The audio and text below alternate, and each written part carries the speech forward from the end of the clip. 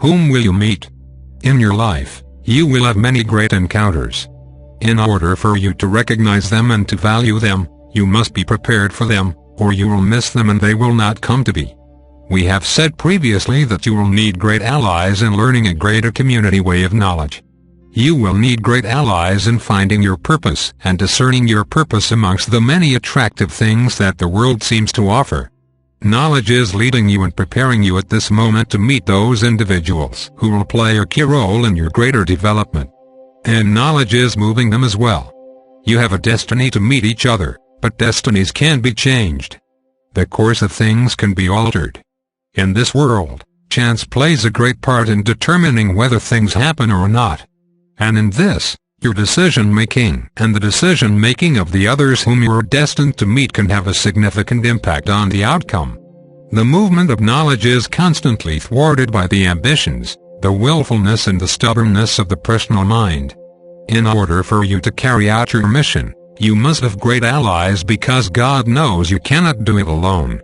However, others cannot perform your role for you. You must do that. Certain individuals will help you to find your role, to experience it and to refine it over time. You have a purpose to be together, and you will attempt, however unknowingly, to try to find each other. This represents a greater attraction in life than any of the personal or romantic attractions that people feel and exert upon one another. This is something very different, very unique and very special. You will have very few of these relationships. If you are fortunate and if you prepare wisely, several of these relationships will come into being in your experience. You are trying to get to these individuals because they hold a key to your life. They are trying to get to you because you hold a key to their lives. You cannot know your purpose alone, for your purpose can only be realized, experienced and expressed within the context of the appropriate relationships. If you try to establish these relationships with those that you love or prefer, then your purpose will not emerge, and knowledge will be silent. You will be left with your own ideas to guide you and to protect you, a very poor guide and a very dangerous approach.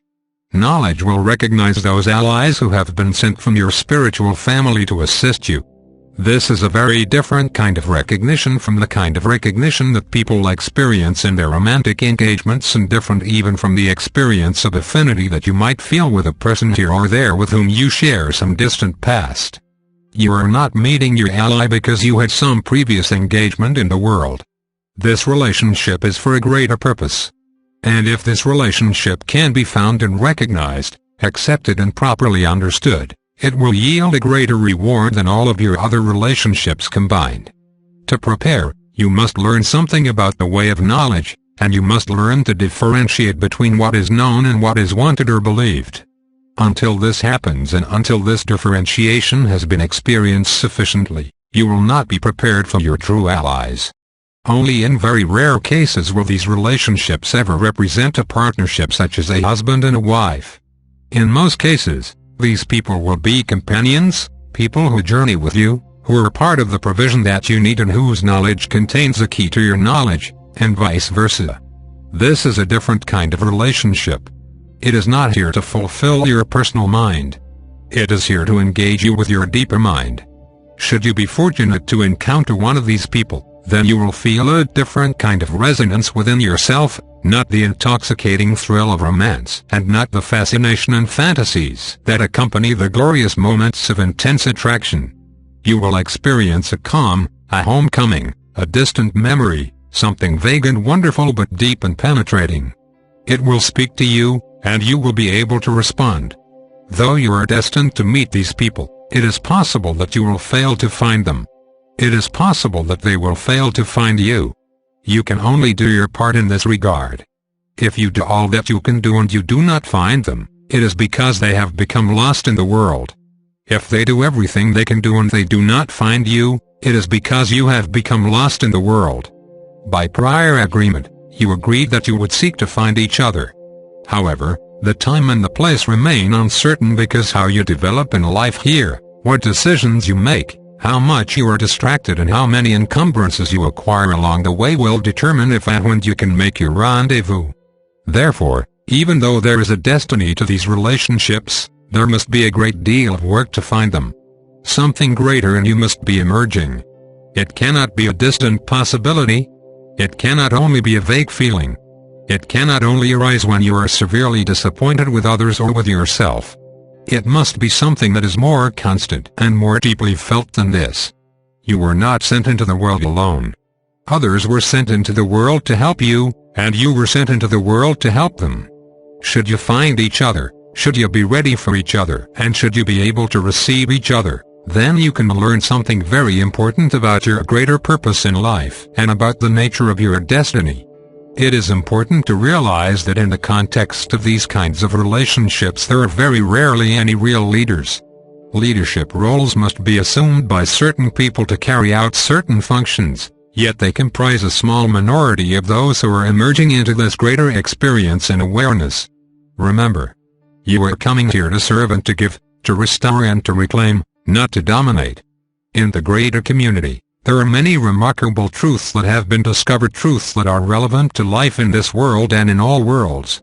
One of these truths is, the wise remain hidden. The greater you are, the more concealed you must be. The greater your power and awareness, the more careful you must be where it is revealed and with whom it is shared, and the more discerning you must be in choosing the beneficiaries of your gift.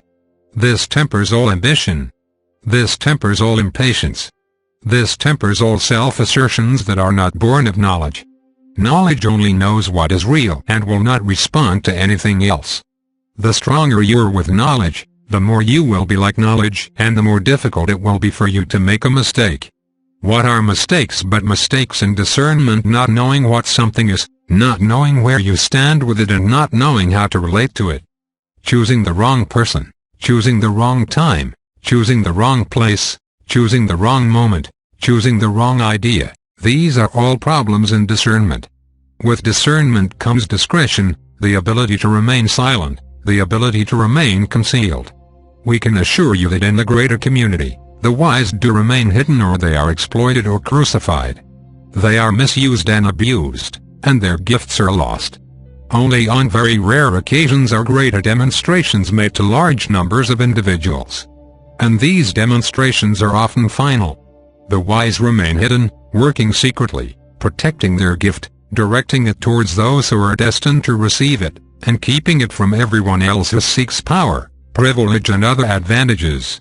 Therefore, when you find those individuals that you are destined to meet to carry out and to substantiate your purpose, there must be great humility.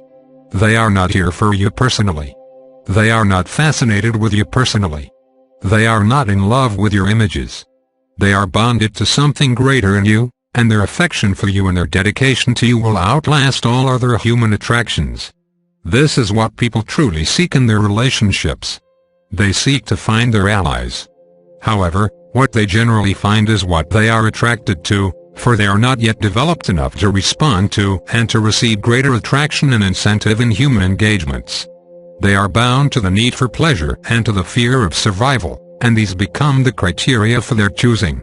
Yet, we are speaking of something very different here, something very unique and rare. Should you meet all of your allies, it is unlikely that their number would be greater than 10. It will more likely be 3 or 4 individuals. These individuals will play a very great role in initiating, supporting and speaking for the greater purpose that has brought you into this world, a purpose that can only emerge as you gain a greater maturity as a person and as you satisfy certain desires and requirements for yourself. Knowledge within you emerges when the conditions are right. Relationships based upon knowledge come into being when the conditions are right. Your coming together will not likely be easy. You will have to break away from other people and many wonderful things in order to find each other. You will have to gain the freedom to do this. You will have to win this freedom. You will have to struggle for it. Although this freedom is offered to you, in order for you to reach it, to accept it and to have it, you must be free of those things that belittle it, deny it or replace it. Destiny in life is something you should never attribute to the mundane activities in which you are engaged. People assign great purpose and value to things that are small and meaningless, temporary or expedient. They say, I am doing this. It is for a great purpose. I am with this person. It is for a great purpose. I am suffering now. It is for a great purpose. I am staying here. It is for a great purpose. I am leaving here. It is for a great purpose. However, these are usually merely attempts to give a greater meaning to something which does not have this meaning within itself.